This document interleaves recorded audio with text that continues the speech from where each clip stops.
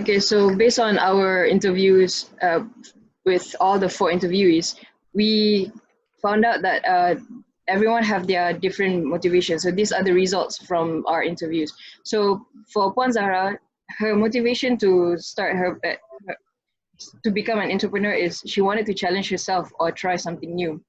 As for Mr. Hafizul, he wanted to earn what he worked for. For example, he put 150% effort and he wanted to earn that 115% effort that he put in. As for Miss Siti Nohayati, she loved a challenging lifestyle and she wanted to explore more on the entrepreneur world. And as for Miss Farah, her main motivation is just like everyone else, is to earn additional income. But however, during this lockdown, she's trying to bake cinnamon rolls and it turned out very nice. So she's planning to do a cinnamon roll business. Next. As for barriers, all four of them have a very common barriers, which is the lack of funding to start a business. So as for Puan Zahra, her first challenges will be the fear of failing. And second challenges will be the capital to start the business, lack of capital. And her third barrier is that she is lacking of information to start a business.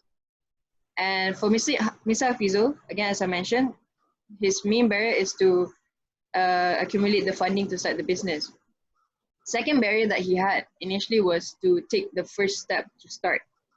And thirdly is to face the risk that comes with the business, with starting a business.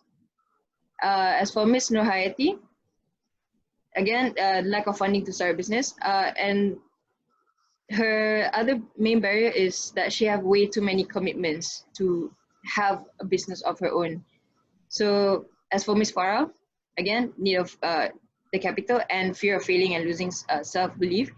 Also, another barrier of her, personal barrier of hers, is that she is working a different time as normal people because currently she's handling northern Middle Eastern country. So her working hours are 12:30 p.m. to 9:30 p.m. Sunday to Thursday. So she have no extra time to start her business.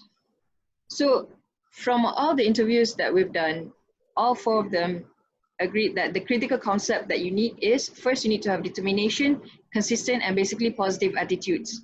And you need to be able to adapt to changes and when starting a business. And you need to have skills on market analytics. As for Mr. Hafizul, he said that we should never ever give up, no matter how tough it can get. And always calculate your risks and be prepared to face those risks. And Ms. Nohayati said we need to have strong physical, mental, and discipline.